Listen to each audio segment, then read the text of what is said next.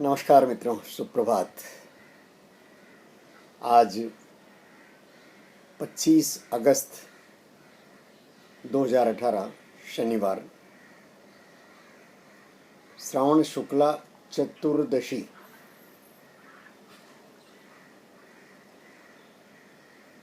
प्रातः 5:20 हुआ चाहते हैं। ब्रह्म मुहूर्त है।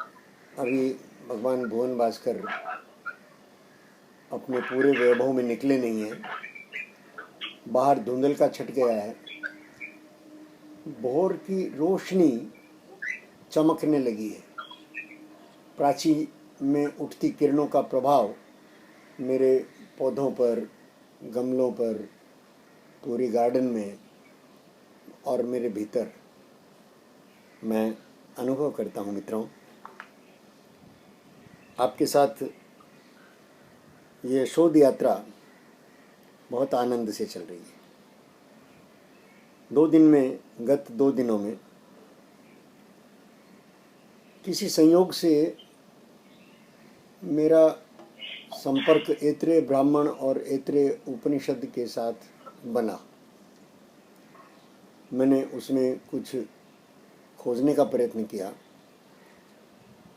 ऐत्रेय उपनिषद और ऐत्रेय ब्राह्मण सृष्टि के बनने की प्रक्रिया को स्पष्ट करते हैं। ऐत्रेय ब्राह्मण में सारे खगोल को पकड़ करके और सृष्टि के बनने की विधा को कहा गया है और आगे उसके पूरे विस्तृत होते, जैसे बीज में से पेड़ के बनने की पूरी प्रक्रिया। और अंत में शायद मैं देखूंगा कि अवश्य उसमें मिटने की भी, लय होने की भी सूत्र मिलने चाहिए। जैसे सेल के भीतर ही हमको बनने, उसके संपोषित होने और उसके मिटने के सूत्र मिल जाते हैं।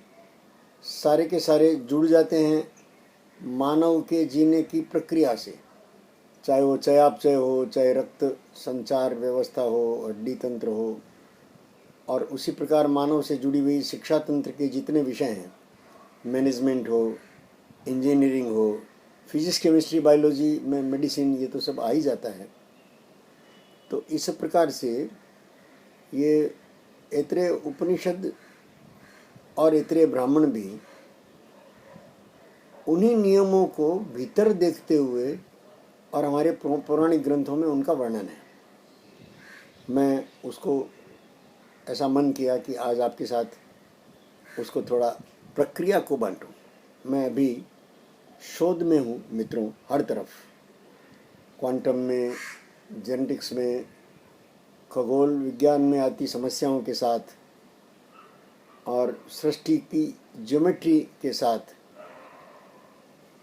लेकिन बहुत इन सब के बीच परस्पर संबंध सूत्र देख करके, और गीता का वो सूत्र याद आता है, सूत्रे मणिगणा इव।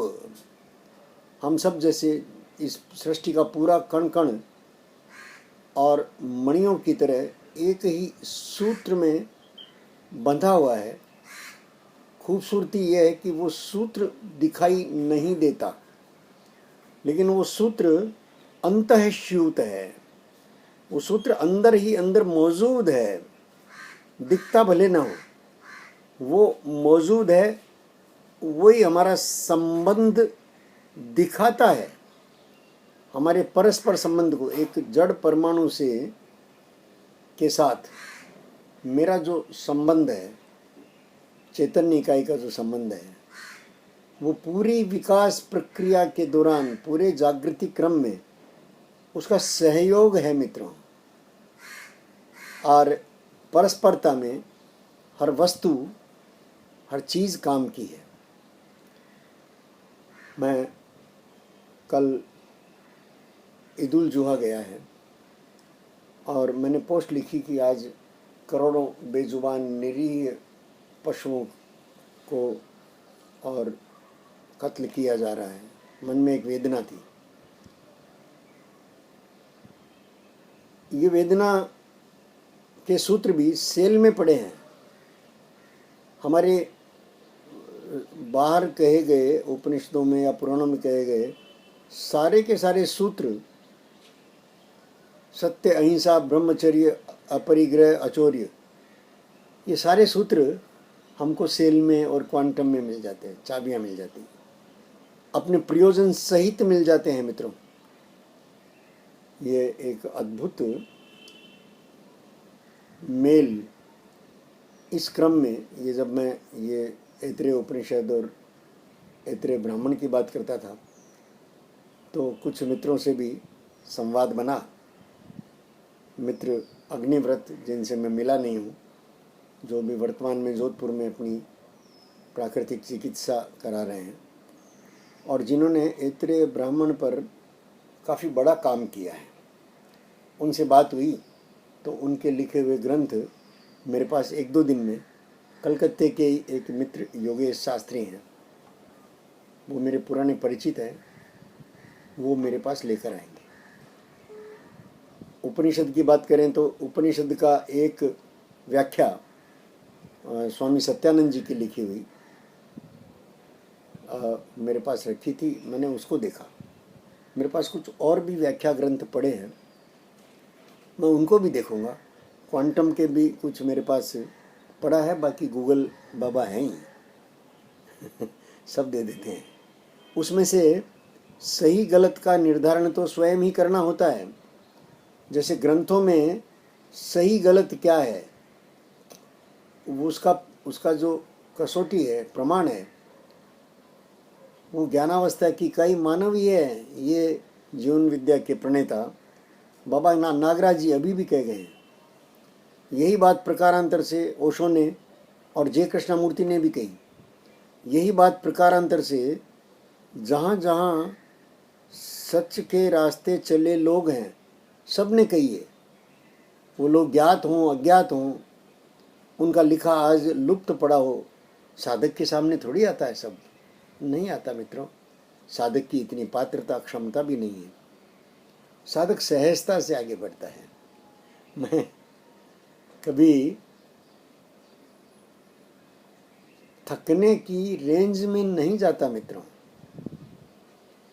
आपके साथ ये यात्रा बहुत सुखद चलती है और ये सारी जो प्रक्रिया है, जैसे सेल में सब कुछ सहजता से चलता है।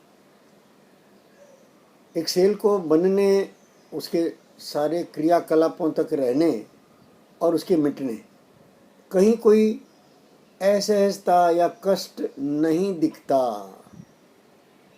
अपनी मृत्यु का कोई शोक नहीं मनाता सेल परिवार।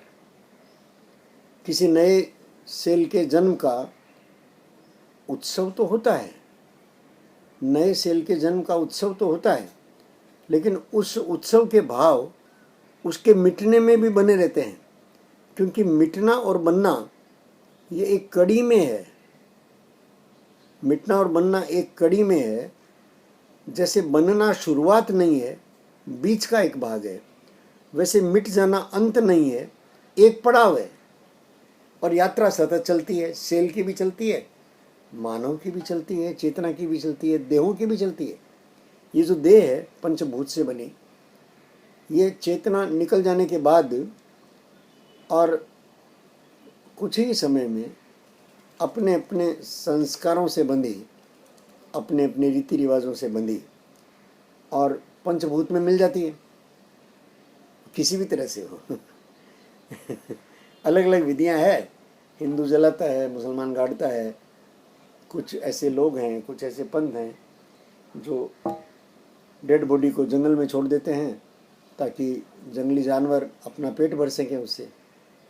अलग अलग तरीके हैं। आजकल जो विज्ञान सम्मत रास्ता बनता है कि भाई अपनी देह को और दान कर देना, ताकि विद्यार्थी उस पर शोध करके उसके मैकेनिज्म को समझकर, उसके फिजिक्स केमिस्ट्री सबको समझकर और आगे की अपनी खोज यात्रा जारी रखे। साधक का भी मन करता है कि शरीर समाप्त होने से पूर्व सारे अंग किसी के काम लग जाएं और शरीर भी किसी एलोपैथी छोड़कर किसी भी विधा में जहाँ जहाँ प्रयोग चलते हों, ज़्यादातर एलोपैथी छोड़कर प्रयोग आयुर्वेद में चल रहे हैं। तो आयुर्वेद का कोई तंत्र, आयुर्वेद का कोई संस्थान वो इस शरीर को स्वीकार कर ले आगे प्रयोग के लिए।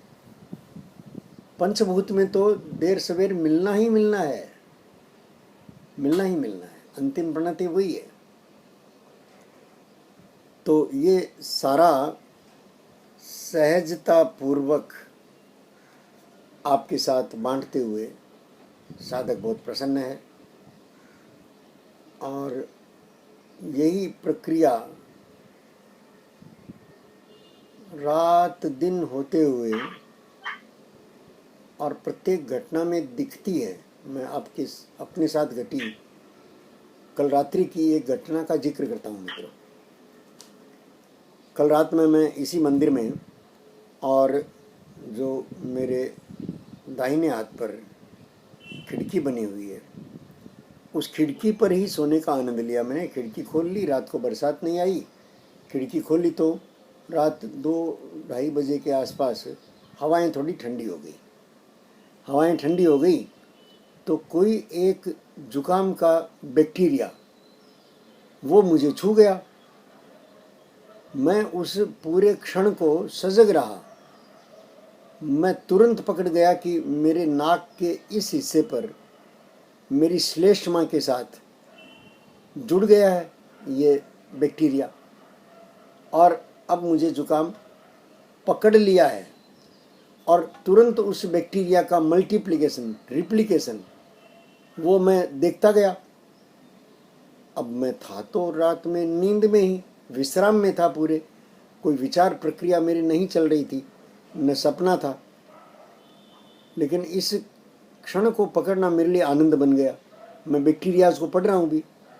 अभी मैं ये जेनेटिक्स जब पढ़ रहा हूँ तो बैक्टीरिया किस तरह से शरीर में फैलते हैं, कौन सा बैक्टीरिया लाभदायक है, कौन सा बैक्टीरिया हानिकारक है, इसका मैं अध्ययन कर रहा हूँ।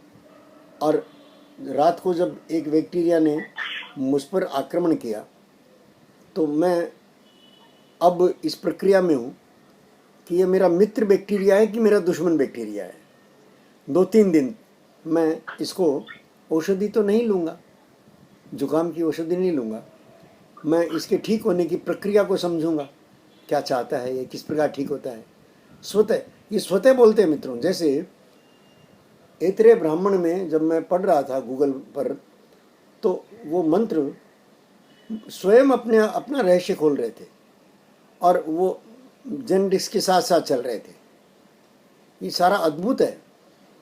मैं जिन मित्रों की याद कर रहा हूँ उसमें स्वामी दयानंद भार्गव, स्वामी आचार्य धर्मेंद्र जी और कुछ मेरे अंतरंग मित्र हैं जिनके साथ मैं काम कर रहा हूँ, संजीव त्रिपाठी हो या संजीव तिवाड़ी, या और कुछ मित्र जिनके साथ मैं बांट रहा था अपना इस वक्त, मित्र सुरेश चौधरी हो।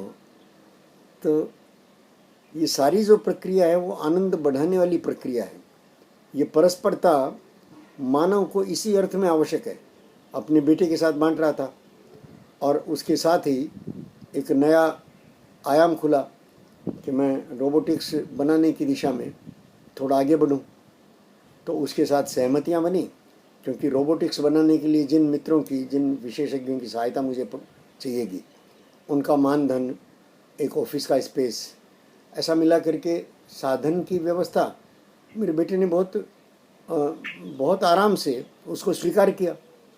तो ये परस्पर सहयोग जो है, ये प्रक्रिया सारी की सारी जेनेटिक्स में और क्वांटम में और ये सौर मंडल के जो नई खोजें चल रही है उनके साथ, और मानव मन के भीतर मेरी आकांक्षा रही कि मुझे संवाद का सुख मिले, और मेरी आकांक्षा का प्रतिरूप ही ये सारी विधा है कि मैं आपके साथ एक बड़े पैमाने पर संवाद कर पा रहा हूँ।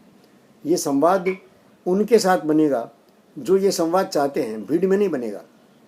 मैं भीड़ में नहीं बोलता, क्योंकि भीड़ नहीं सुनती मित्रों, भीड़ संस्थान बन जाती है, संस्थान नहीं सुनते, सुनेगा व्यक्ति।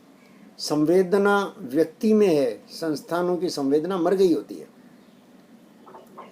संस्थान के बनने की पूरी प्रक्रिया में संस्थान की संवेदना मर गई होती है।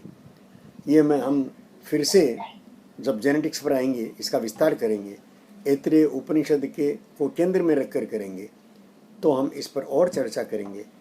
अभी आपके साथ इतना सुख बांटा, आपका बहुत बहुत धन्यवाद, कृतज्ञ प्रणाम। पुनः मिलेंगे मित्रों।